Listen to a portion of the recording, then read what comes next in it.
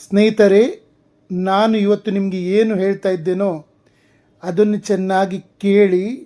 ನಾನು ಇವತ್ತು ಏನು ಕಲಿಸ್ತಾ ಇದ್ದೇನೋ ಅದು ನಿಮಗೆ ಯಾವುದೇ ಆ್ಯಪ್ ಆಗಲಿ ಅಥವಾ AI ಆಗಲಿ ಯಾರಿಂದಲೂ ಕಲಿಸ್ಲಿಕ್ಕೆ ಸಾಧ್ಯ ಇಲ್ಲ. ಕಾರಣ ಅದರ ಹಿಂದೆ ನನ್ನ 32 ವರ್ಷಗಳ ಅನುಭವ ಮತ್ತು ABCDಯಿಂದ ಪ್ರತಿ ವಿದ್ಯಾರ್ಥಿಯ ಅರ್ಥ ಮಾಡಿಕೊಳ್ಳುವ ಕೆಪಾಸಿಟಿ, ಅಂದರೆ ಅವನಿಗೆ ಹೇಗೆ ಹೇಳಿದರೆ ಅರ್ಥ ಆಗ್ತದೆ. ಒಂದು ವಾಕ್ಯವನ್ನು ನಾನು ಒಂದು ಸಲ ಅಲ್ಲ, 2 ಸಲ ಅಲ್ಲ, 3 ಸಲ ಅಲ್ಲ, 10 ಸಲ ಹೇಳಿದ್ದೇನೆ. ಹೇಗೆ ಹೇಳಿದರೆ ಅರ್ಥ ಆಗ್ತದೆ ಅನ್ನುವ ಅನುಭವದಿಂದ ಇವತ್ತಿನ ಕ್ಲಾಸ್ ನಾನು ನಿಮಗೆಲ್ಲ ಕಲಿಸ್ತಾ ಇದ್ದೇನೆ. ಹೇಗೆ ವಾಕ್ಯ ರಚನೆ ಆಗ್ತಾ ಉಂಟು. ABCDಯಿಂದ ನಾನು ಸ್ಟಾರ್ಟ್ ಮಾಡಿದ್ದೆ. 1 ಶಬ್ದ, 2 ಶಬ್ದ, 3 ಶಬ್ದಗಳ ವಾಕ್ಯವನ್ನು ಹೇಗೆ ಮಾಡುವುದು,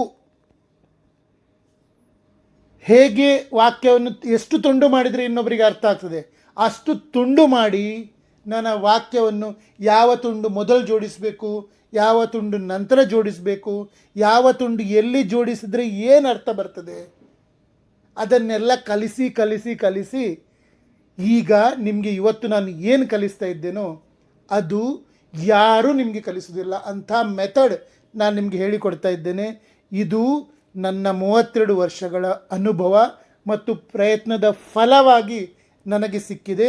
ಇದನ್ನು ನೀವು ಸಹ ಈಗ ಚೆನ್ನಾಗಿ ಅರ್ಥ ಮಾಡಿಕೊಳ್ಳಿ. ನೀವಿದನ್ನು ಅರ್ಥ ಮಾಡಿಕೊಂಡ್ರೆ ಮತ್ತು ಈ ಥರ ವಾಕ್ಯಗಳನ್ನು ಮಾಡಲಿಕ್ಕೆ ಕಲಿತ್ರೆ ನಿಮಗೆ ಖಂಡಿತವಾಗಿಯೂ ಇಂಗ್ಲೀಷ್ ಮಾತಾಡಲಿಕ್ಕೆ ಬರ್ತದೆ. ಸರಿ, ಇವತ್ತಿನ ಕ್ಲಾಸ್ ಸ್ಟಾರ್ಟ್ ಮಾಡೋಣ. ಆರಂಭಿಕರಿಗಾಗಿ ಬೇಸಿಕ್ ಇಂಗ್ಲೀಷ್ ತರಗತಿಗಳು ನನ್ನ ಜೊತೆ ಕಲಿಯಿರಿ, ಡೇ 14 ಅಥವಾ ಕ್ಲಾಸ್ 14. ಈಗ ಒಂದು ವಾಕ್ಯವನ್ನು ನೋಡಿ, ಕನ್ನಡ ವಾಕ್ಯ. ನಾನು ಮನೆಗೆ ಹೋಗುತ್ತೇನೆ. ವಾಕ್ಯ ಸರಿ ಉಂಟಲ್ಲ, ನಾನು ಮನೆಗೆ ಹೋಗ್ತೇನೆ. ಅದನ್ನು ಇಂಗ್ಲೀಷ್ನಲ್ಲಿ ಬರೆಯುವ. ನಾನು ಅಂದರೆ ಐ, ಮನೆಗೆ ಅಂದರೆ ಹೋಮ್, ಹೋಗುತ್ತೇನೆ ಅಂದರೆ ಗೋ. ನಾನು ಅಂದರೆ ಐ, ಮನೆಗೆ ಅಂದರೆ ಹೋಮ್, ಹೋಗ್ತೇನೆ ಅಂದರೆ ಗೋ. ಸರಿ ಆಯಿತಾ? ಐ ಹೋಮ್ ಗೋ. ಕನ್ನಡದಲ್ಲಿ ಸರಿ ಉಂಟಲ್ಲ, ಇಂಗ್ಲೀಷಲ್ಲಿ ನಿಮಗೆ ಸರಿ ಅನ್ನಿಸ್ತದಾ? ಐ ಹೋಮ್ ಗೋ. ಹೆಚ್ಚಿನವರು ಹೀಗೆ ರೀತಿ ಮಾತಾಡ್ತೀರಿ ತಾನೆ. ಕನ್ನಡದಲ್ಲಿ ಯೋಚನೆ ಮಾಡಿ, ಇಂಗ್ಲೀಷಿಗೆ ಭಾಷಾಂತರ ಮಾಡುವಾಗ ನೀವು ಇದೇ ತಪ್ಪನ್ನು ಮಾಡ್ತೀರಿ ಅಲ್ವಾ? ಹಾಗಾದರೆ ಏನು ಮಾಡಬೇಕು? ಇಂಗ್ಲೀಷ್ ವಾಕ್ಯ ಏನು ನೋಡಿ. ಇಂಗ್ಲೀಷ್ ವಾಕ್ಯ I go home. I go home. ನಾನು, ಐ ಅಂದರೆ ನಾನು, ಗೋ ಅಂದರೆ ಹೋಗ್ತೇನೆ ಮನೆಗೆ. ಇಂಗ್ಲೀಷಲ್ಲಿ ನೋಡಿ, ನಾನು ಹೋಗುತ್ತೇನೆ ಮನೆಗೆ. ಇಂಗ್ಲೀಷ್ನಲ್ಲಿ ಬರೆದ್ರೂ ಉಲ್ಟಾ ಉಂಟು, ಕನ್ನಡದಿಂದ ಇಂಗ್ಲೀಷಿಗೆ ಬರೆದ್ರೂ ಉಲ್ಟಾ ಉಂಟು. ಕನ್ನಡದಲ್ಲಿ ನಾನು ಮನೆಗೆ ಹೋಗುತ್ತೇನೆ ಅಲ್ವಾ? ಇಂಗ್ಲೀಷ್ನಲ್ಲಿ ಇದನ್ನು ಹೇಳಲಿಕ್ಕೆ ಶುರು ಮಾಡಿದರೆ ಐ ಹೋಮ್ ಗೋ. ಇದೇ ವಾಕ್ಯವನ್ನು ಇಂಗ್ಲೀಷಿದ್ದು ಐ ಗೋ ಹೋಮ್, ಕನ್ನಡದಲ್ಲಿ ನಾನು ಹೋಗುತ್ತೇನೆ ಮನೆಗೆ. ಅಂದರೆ ಎರಡೂ ಭಾಷೆಗಳಲ್ಲಿ ನೀವು ಇದ್ದ ಹಾಗೆ ಭಾಷಾಂತರ ಮಾಡಲಿಕ್ಕೆ ಹೋದರೆ ವಾಕ್ಯ ಸರಿಯಾಗುವುದಿಲ್ಲ. ಹೌದು ತಾನೇ? ಅರ್ಥ ಆಯ್ತಾ? ಸರಿ, ಈಗ ಇನ್ನೊಂದು ವಾಕ್ಯವನ್ನು ಕೊಡ್ತೇನೆ ನೋಡಿ. ಎಲ್ಲ ನಿಮ್ಮ ಡೌಟ್ ಇವತ್ತು ಕ್ಲಿಯರ್ ಮಾಡಿಯೇ ಬಿಡ್ತೇನೆ ನಾನು. ನನ್ನ ಕ್ಲಾಸಿನ ಹೆಸರು ಆರಂಭಿಕರಿಗಾಗಿ ಬೇಸಿಕ್ ಇಂಗ್ಲೀಷ್ ತರಗತಿಗಳು. ಇವತ್ತು ನಾನು ನನ್ನ ಜೊತೆ ಕಲಿಯಿರಿಯಲ್ಲಿ 14ನೇ ದಿನದ 14th ಡೇ ಪಾಠವನ್ನು ಹೇಳಿಕೊಡ್ತಾ ಇದ್ದೇನೆ. ಚೆನ್ನಾಗಿ ಕಲಿಯಿರಿ. ಇವತ್ತು ಏನು ಹೇಳಿಕೊಡ್ತಾ ಇದ್ದೇನೆ ಅದನ್ನು ಕಲಿತ್ರೆ ನಿಮಗೆ ನಿಮ್ಮ ಏನು ಕನ್ನಡ ವಾಕ್ಯದ ಯೋಚನೆ ಮಾಡ್ತೀರೋ ಅದನ್ನು ಇಂಗ್ಲೀಷ್ನಲ್ಲಿ ಎಕ್ಸಾಕ್ಟ್ಲಿ ಭಾಷಾಂತರ ಮಾಡ್ಬೋದು. ಇದ್ದ ಹಾಗೆ ಮಾಡಲಿಕ್ಕೆ ಬರುವುದಿಲ್ಲ. ಮೊದಲು ಅದರ ಸ್ಟ್ರಕ್ಚರ್ ತಿಳ್ಕೋಬೇಕು. ಆ ಸ್ಟ್ರಕ್ಚರ್ ಅಂದರೆ ಏನು? ಅದು ಥಿಂಕಿಂಗ್ ಸ್ಟ್ರಕ್ಚರ್. ನಾನಿವತ್ತು ನಿಮಗೆ ಅದನ್ನೇ ಕಲಿಸ್ತಾ ಇದ್ದೇನೆ. ಇದೆಲ್ಲೂ ನಿಮಗೆ ಕಲೀಲಿಕ್ಕೆ ಸಿಗುವುದಿಲ್ಲ. ಇವತ್ತು ನಾನು ಏನು ಕಲಿಸ್ತಾ ಇದ್ದೇನೋ ಅದನ್ನು 1 ಅಲ್ಲ 2 ಅಲ್ಲ 3 ಅಲ್ಲ 10 ಸಲ 20 ಸಲ 50 ಸಲ ಕೇಳಿ. ಒಂದು ವೇಳೆ ನಿಮಗೆ ಇದು ಅರ್ಥ ಆದರೆ ಇನ್ನು ಮುಂದೆ ನೀವು ಇಂಗ್ಲೀಷ್ ವಾಕ್ಯ ಮಾಡುವಾಗ ಮಿಸ್ಟೇಕ್ ಮಾಡುವುದಿಲ್ಲ. ಕೇಳ್ತಾ? ಸರಿ, ಈಗ ನೋಡಿ ಏನು ಅಂತ. ಇಂಗ್ಲೀಷ್ ಮತ್ತು ಕನ್ನಡ ವಾಕ್ಯ ರಚನೆಯ ನಡುವಿನ ವ್ಯತ್ಯಾಸ. ಒಂದು ವಾಕ್ಯ ನೋಡಿ, ನಾನು ಮುಂಬೈಗೆ ಹೋಗುತ್ತೇನೆ. I go to Mumbai. ನಾನು ಮುಂಬೈಗೆ ಬಸ್ಸಿನಲ್ಲಿ ಹೋಗುತ್ತೇನೆ. I go to Mumbai by bus. ಇದನ್ನು ನಾನು 2-3 ಸಲ ಓದುವುದಿಲ್ಲ, ನೀವು ಇದನ್ನು ಕೇಳಿಕೊಳ್ಳಿ. ಯಾಕಂದರೆ ಇಲ್ಲಿ ನಿಮಗೆ ನಾನು ಅರ್ಥ ಆಗುವ ಹಾಗೆ ತಿಳಿಸ್ಲಿಕ್ಕಿರುವುದು, ಇದು ರಿಪಿಟೇಷನ್ ಅಲ್ಲ, ನೀವು ತಿಳಿಬೇಕು ಇಲ್ಲಿ ಏನು ಹೇಳ್ತಾ ಇದ್ದೇನೆ ಅಂತ. ಮೊದಲನೇ ವಾಕ್ಯ ಏನು? ನಾನು ಮುಂಬೈಗೆ ಹೋಗ್ತೇನೆ, ಐ ಗೋ ಟು ಮುಂಬೈ.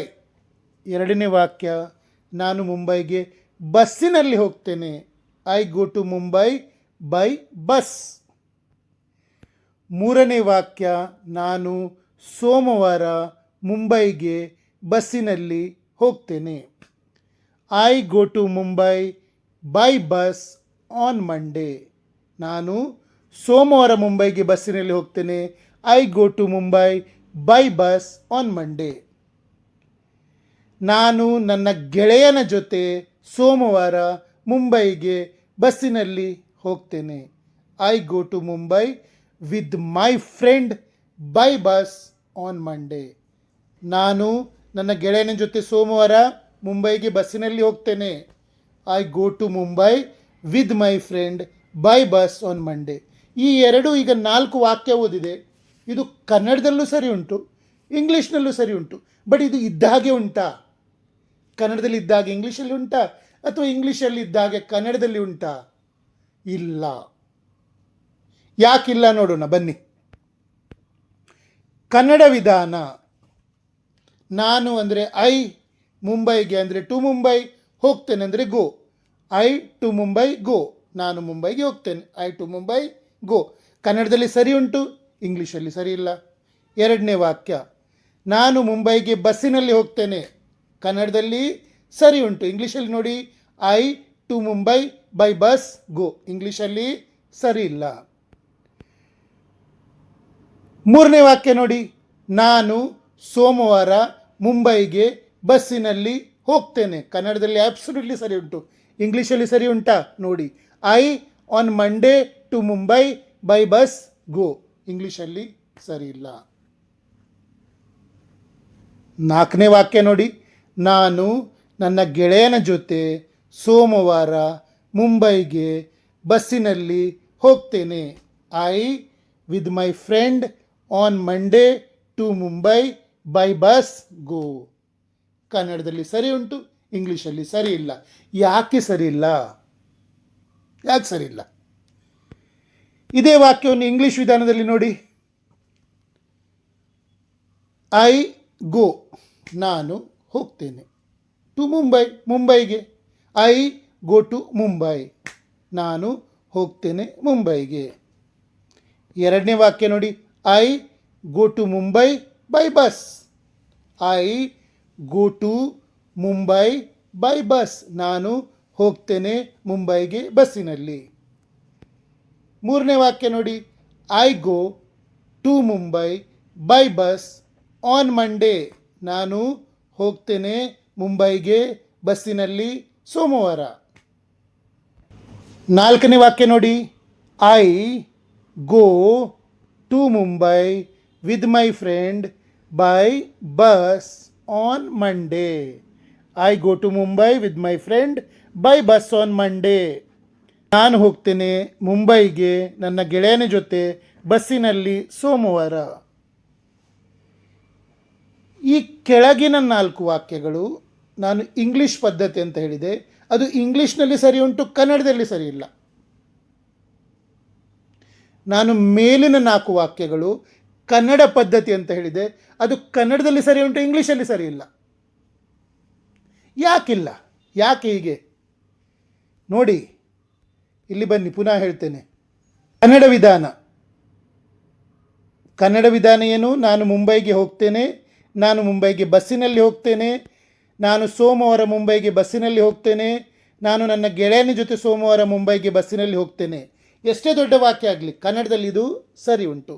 ಇಂಗ್ಲೀಷಲ್ಲಿ ನೋಡಿ, I go to Mumbai, I go to Mumbai by bus, I go to Mumbai by bus on Monday, I go to Mumbai with my friend by bus on Monday. ಇಂಗ್ಲೀಷ್ನ ವಾಕ್ಯ ಇಂಗ್ಲೀಷಲ್ಲಿ ಸರಿ ಉಂಟು, ಕನ್ನಡದ ವಾಕ್ಯ ಕನ್ನಡದಲ್ಲಿ ಸರಿ ಉಂಟು. ಆದರೆ ಕನ್ನಡ ವಾಕ್ಯದ ಇಂಗ್ಲೀಷ್ ಭಾಷಾಂತರ ಮಾಡುವಾಗ ವಾಕ್ಯ ಸರಿ ಇಲ್ಲ. ಇಂಗ್ಲೀಷದ್ದು ಕನ್ನಡ ಭಾಷಾಂತರ ಮಾಡುವಾಗ ವಾಕ್ಯ ಸರಿ ಇಲ್ಲ. ಅದಕ್ಕೆ ಒಂದು ಕಾರಣ ಇದೆ. ಅದು ಏನು ನೋಡಿ. ವಾಕ್ಯ ಎಷ್ಟೇ ಉದ್ದವಾಗಿದ್ದರೂ ಇಂಗ್ಲೀಷ್ನಲ್ಲಿ ಐ ಗೋ, ನಾನು ಹೋಗುತ್ತೇನೆ ಎಂದು ಮೊದಲೇ ಹೇಳಬೇಕು. ಕನ್ನಡದಲ್ಲಿ ಹೋಗುತ್ತೇನೆ ಎನ್ನುವುದು ಕೊನೆಯಲ್ಲಿ ಬರ್ತದೆ. ಈಗ ನಾನು ನಿಮಗೆ ಇದರ ಅರ್ಥ ಹೇಳಿದೆ. ಇಲ್ಲೀಗ ನಾನು ಪುನಃ ಹಿಂದೆ ಹೋಗಿ ನೋಡುವುದಿಲ್ಲ, ತೋರಿಸುವುದಿಲ್ಲ. ನೀವು ಹಿಂದೆ ಹೋಗಿ ನೋಡಿ, ನೀವು ವಿಡಿಯೋವನ್ನು ಸ್ವಲ್ಪ ರಿವೈಂಡ್ ಮಾಡಿ ನೋಡಿ. ಕನ್ನಡದಲ್ಲಿ ಮತ್ತು ಇಂಗ್ಲೀಷ್ನಲ್ಲಿ ಏನು ವ್ಯತ್ಯಾಸ ಉಂಟು? ಇಂಗ್ಲೀಷ್ನಲ್ಲಿ ಐ ಗೋ ಎಲ್ಲ ಕಡೆ ಜೊತೆನೇ ಬಂತು. ಹೇಗೆ? ನಾನು ಹೋಗುತ್ತೇನೆ ಅನ್ನೋದೇ ಮೊದಲು ಬಂತು. ಕನ್ನಡದಲ್ಲಿ ನಾನು ಹೋಗುತ್ತೇನೆ, ನಾನು ಸ್ಟಾರ್ಟಿಂಗಲ್ಲಿ ಬಂತು, ಹೋಗುತ್ತೇನೆ ಕೊನೆಯಲ್ಲಿ ಬಂತು. ಇಂಗ್ಲೀಷಲ್ಲಿ ಐ ಗೋ ಜೊತೆಯಲ್ಲಿ ಬಂತು. ಕನ್ನಡದಲ್ಲಿ ಇಂಗ್ಲೀಷಲ್ಲಿ ಐ ಗೋ ಜೊತೆಯಲ್ಲಿ ಬಂತು. ಅದರ ಅರ್ಥ ಕನ್ನಡದಲ್ಲಿ ನಾನು ಹೋಗುತ್ತೇನೆ ಜೊತೆಯಲ್ಲಿ ಬರಬೇಕಿತ್ತು. ಬಟ್ ನಾನು ಸ್ಟಾರ್ಟಲ್ಲಿ ಬಂತು ಆರಂಭದಲ್ಲಿ, ಹೋಗ್ತೇನೆ ಅನ್ನೋದು ಕೊನೆಯಲ್ಲಿ ಬಂತು. ಯಾಕಿದು ವ್ಯತ್ಯಾಸ? ವಾಕ್ಯ ರಚನೆ. ಕನ್ನಡದಲ್ಲಿ ಕೆಲಸ ಮಾಡುವವರು ಮೊದಲು ಬರ್ತಾರೆ. ಮಾಡುವ ಕೆಲಸ ಯಾವಾಗಲೂ ವಾಕ್ಯದ ಕೊನೆಯಲ್ಲಿ ಬರ್ತದೆ. ಕ್ರಿಯಾಪದ ಕೊನೆಯಲ್ಲಿ ಬರ್ತದೆ. ವಾಕ್ಯ ರಚನೆ ನೆನಪಿಟ್ಕೊಳ್ಳಿ. ವಾಕ್ಯ ರಚನೆ ಕನ್ನಡದಲ್ಲಿ ಕೆಲಸ ಮಾಡುವವರು ಅಂದರೆ ಸಬ್ಜೆಕ್ಟ್ ಅಂದರೆ ಕರ್ತ ಮೊದಲು ಬರ್ತದೆ. ಮಾಡುವ ಕೆಲಸ ಯಾವಾಗಲೂ ವಾಕ್ಯದ ಕೊನೆಗೆ ಬರ್ತದೆ. ಕನ್ನಡ ಅಂತೆಲ್ಲ, ಇದು ಎಲ್ಲ ಭಾಷೆಗಳಲ್ಲೂ ಹಾಗೆ. ಉದಾಹರಣೆಗೆ ನೋಡಿ, ಉದಾಹರಣೆಗೆ ನಾನು ಮುಂಬೈಗೆ ಹೋಗ್ತೇನೆ. ಇಲ್ಲಿ ನಾನು ಅನ್ನೋನು ಕರ್ತ ಸಬ್ಜೆಕ್ಟ್, ಮುಂಬೈಗೆ ಅಂದರೆ ಆಬ್ಜೆಕ್ಟ್ ಕರ್ಮ, ಹೋಗ್ತೇನೆ ಅನ್ನೋದು ಕ್ರಿಯಾಪದ. ಈಗ ನಾನು ಹೋಗ್ತೇನೆ ಮುಂಬೈಗೆ, ಈ ಥರ ಇಲ್ಲ ಇದು ವಾಕ್ಯ. ನಾನು ಮುಂಬೈಗೆ ಹೋಗ್ತೇನೆ ನಮ್ಮ ಭಾಷೆಯಲ್ಲಿ, ಕನ್ನಡದಲ್ಲಿ ಆಗಲಿ, ಹಿಂದಿಯಲ್ಲಿ ಆಗಲಿ, ತಮಿಳು, ತೆಲುಗು, ಮಲಯಾಳಂ ಯಾವ ಭಾಷೆಯಲ್ಲೂ ಆಗಲಿ ಇದೇ ಥರ ಉಂಟು. ಇಂಗ್ಲೀಷ್ನಲ್ಲಿ ಸಬ್ಜೆಕ್ಟ್ ವರ್ಬ್ ಆಬ್ಜೆಕ್ಟ್, ಕನ್ನಡದಲ್ಲಿ ಸಬ್ಜೆಕ್ಟ್ ಆಬ್ಜೆಕ್ಟ್ ವರ್ಬ್. ಇದನ್ನು ನೆನಪಿಟ್ಕೊಳ್ಳಿ. ನಮ್ಮ ಭಾಷೆಗಳಲ್ಲಿ ಸಬ್ಜೆಕ್ಟ್ ಆಬ್ಜೆಕ್ಟ್ ವರ್ಬ್, ಇಂಗ್ಲೀಷ್ನಲ್ಲಿ ಸಬ್ಜೆಕ್ಟ್ ವರ್ಬ್ ಆಬ್ಜೆಕ್ಟ್. ಆಬ್ಜೆಕ್ಟ್ ಅಂದರೆ ಏನು? ಕರ್ಮಪದ, ಉಳಿದ ವಾಕ್ಯ. ಸಬ್ಜೆಕ್ಟ್ ಅಂದರೆ ಏನು? ಯಾರು ಕೆಲಸವನ್ನು ಮಾಡ್ತಾರೋ ಅವ ಕರ್ತ, ಕರ್ತೃ. ವರ್ಬ್ ಅಂದರೆ ಏನು? ಕ್ರಿಯಾಪದ, ಆ್ಯಕ್ಷನ್, ಏನು ಕೆಲಸ ನಡೀತದೋ ಅದು. ಮೊದಲು ಕರ್ತೃಪದ ಸಬ್ಜೆಕ್ಟ್, ನಂತರ ಕ್ರಿಯಾಪದ ವರ್ಬ್, ಆಮೇಲೆ ಕರ್ಮಪದ ಆಬ್ಜೆಕ್ಟ್ ಬರ್ತದೆ. ಇಂಗ್ಲೀಷಲ್ಲಿ ವಾಕ್ಯ ಎಷ್ಟು ದೊಡ್ಡದಿದ್ದರೂ ಇಂಗ್ಲೀಷ್ನಲ್ಲಿ ಸಬ್ಜೆಕ್ಟ್ ಪಕ್ಕದಲ್ಲೇ ವರ್ಬ್ ಇರಬೇಕು. ಎಷ್ಟು ದೊಡ್ಡ ವಾಕ್ಯ ಮಾಡಿ, ಒಂದು ಪೇಜ್ ವಾಕ್ಯ ಮಾಡಿ, ಬಟ್ ಅಲ್ಲಿ ಸಬ್ಜೆಕ್ಟ್ ಆ್ಯಂಡ್ ವರ್ಬ್, ಸಬ್ಜೆಕ್ಟ್ ಸಹಾಯಕ, ಸಬ್ಜೆಕ್ಟ್ ಅಂದರೆ ಯಾರು? ಕೆಲಸ ಮಾಡುವವ, ಸಹಾಯಕ ಕ್ರಿಯಾಪದ, ವರ್ಬ್ ಅಂದರೆ ಮುಖ್ಯ ಕ್ರಿಯಾಪದ.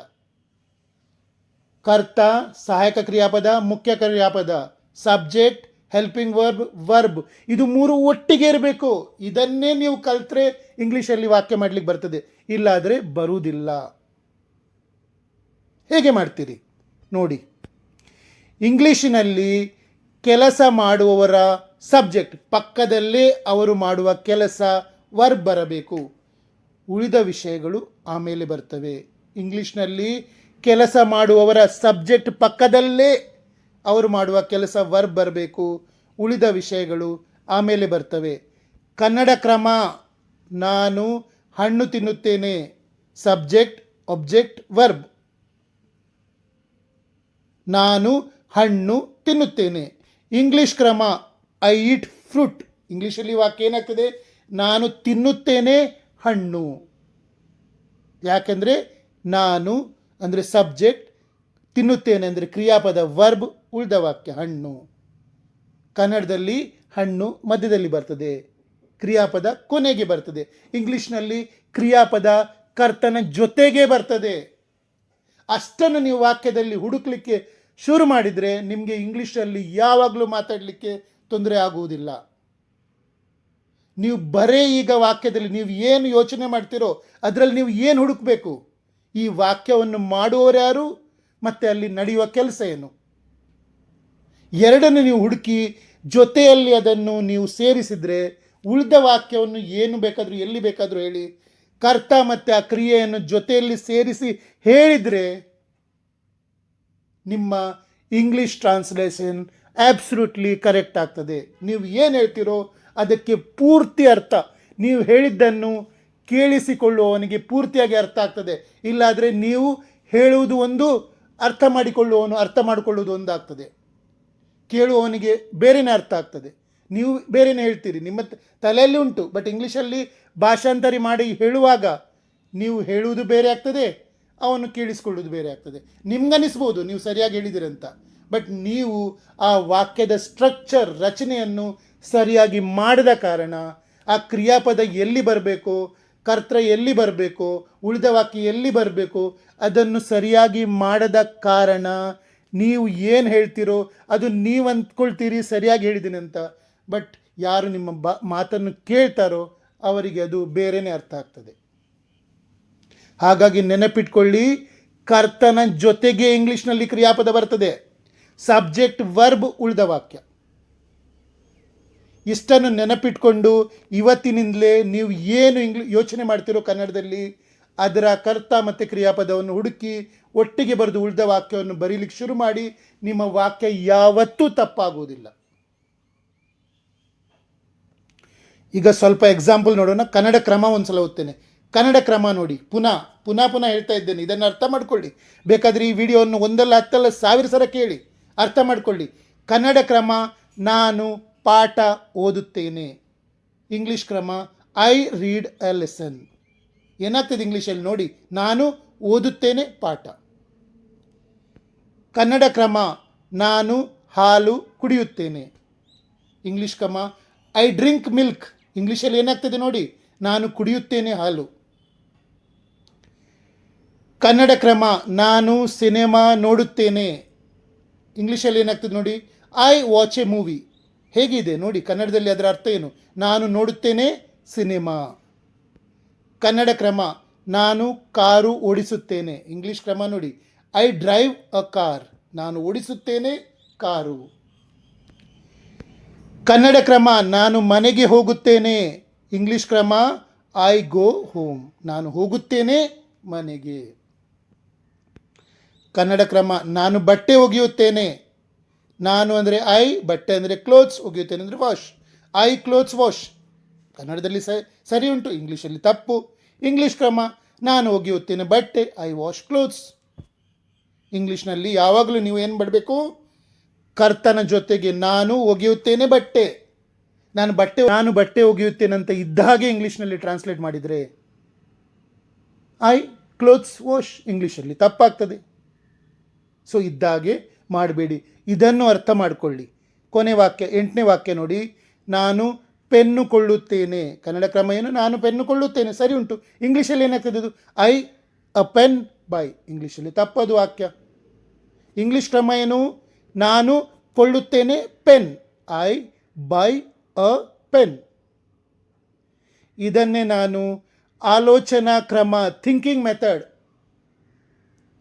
ಅಂತ ಹೇಳಿದ್ದೇನೆ. ಥಿಂಕಿಂಗ್ ಮೆಥಡ್ ಏನು, ಆರ್ಡರ್ ಚೇಂಜ್ ಮಾಡಿ ಬ್ರೈನ್ ಚೇಂಜ್ ಆಗ್ತದೆ, ಆರ್ಡರ್ ಚೇಂಜ್ ಮಾಡಿ ನಿಮ್ಮ ಸೆಂಟೆನ್ಸ್ ಚೇಂಜ್ ಆಗ್ತದೆ, ಆರ್ಡರ್ ಚೇಂಜ್ ಮಾಡಿ ನಿಮ್ಮ ವಾಕ್ಯ ಸರಿ ಆಗ್ತದೆ. Order change, brain change. English ಕಲಿಯಲು ಇಲ್ಲಿದೆ magic formula. Order change, brain change. Order change, sentence change. Order change, correct meaning. ನೆನಪಿಡಿ, ಇಂಗ್ಲೀಷ್ ಮಾತನಾಡಲು ಕಲಿಯುವಾಗ ಮೊದಲು ಯಾರು ಏನು ಮಾಡುತ್ತಾರೆ, ಇಂಗ್ಲೀಷ್ ಮಾತನಾಡಲು ಕಲಿಯುವಾಗ ಮೊದಲು ಯಾರು ಏನು ಮಾಡುತ್ತಾರೆ, I go, I eat, I read ಎಂಬುದನ್ನು ಮೊದಲು ಹೇಳುವುದನ್ನು ರೂಢಿ ಮಾಡಿಕೊಳ್ಳಿ. ಕ್ರಿಯೆ ಅಂದರೆ ಏನು, ಆ್ಯಕ್ಷನ್. ನಾವು ಮಾಡುವ ಪ್ರತಿಯೊಂದು ಕೆಲಸವು, ಉದಾಹರಣೆಗೆ ಓಡುವುದು, ತಿನ್ನುವುದು, ಬರೆಯುವುದು ಡೂ ವರ್ಬ್ ಆಗಿದೆ. ನಾವು ಮಾಡುವ ಪ್ರತಿಯೊಂದು ಕೆಲಸವೂ ಏನಾಗಿದೆ, ಅದು ಕ್ರಿಯಾಪದ, ಅದು ವರ್ಬ್ ಆಗಿದೆ. ನಾವು ಮಾಡುವ ಪ್ರತಿಯೊಂದು ಕೆಲಸವೂ, ಓಡುವುದು, ತಿನ್ನುವುದು, ಬರೆಯುವುದು, ಅದಕ್ಕೆ ಡೂ ಅಂತಾರೆ. ಡೂ ಅಂದರೆ ಏನು, ಆ್ಯಕ್ಷನ್. ಆ್ಯಕ್ಷನ್ ಅಂದರೆ ಏನು, ವರ್ಬ್ ಆಗಿದೆ. ಉದಾಹರಣೆಗಳು, ಓಡು ಅಂದರೆ ರನ್, ಇಲ್ಲಿ ಓಡುವುದು ಒಂದು ಕ್ರಿಯೆ. ನೋಡು ಅಂದರೆ ವಾಚ್, ಇಲ್ಲಿ ನೋಡುವುದು ಒಂದು ಕ್ರಿಯೆ. ಮಾಡು ಅಂದರೆ ಏನು, ಡೂ, ಇದು ಸ್ವತಃ ಒಂದು ಕೆಲಸವನ್ನು ಸೂಚಿಸುತ್ತದೆ. ಕನ್ನಡ ವ್ಯಾಕರಣದಲ್ಲಿ ವಾಕ್ಯ ರಚನೆಯು ಸಾಮಾನ್ಯವಾಗಿ ಸಬ್ಜೆಕ್ಟ್ ಕರ್ತ ಅಥವಾ ಕರ್ತೃ, ಆಬ್ಜೆಕ್ಟ್ ಕರ್ಮ ಮತ್ತು ಕ್ರಿಯಾಪದ ಈ ಕ್ರಮದಲ್ಲಿರ್ತದೆ. ಇಲ್ಲಿವರೆಗೆ ತಿಳ್ಕೊಳ್ಳಿ, ಇದನ್ನು ಅರ್ಥ ಮಾಡಿಕೊಳ್ಳಿ. ನೀವೀಗ ಕನ್ನಡ ವಾಕ್ಯಗಳನ್ನು ನಿಮ್ಮ ತಲೆಯಲ್ಲೇ ಯೋಚನೆ ಮಾಡಿ ಇಂಗ್ಲೀಷಿಗೆ ಅದನ್ನು ಹೇಗೆ ಮಾಡುವುದಂತ ಕಲಿತುಕೊಳ್ಳಿ.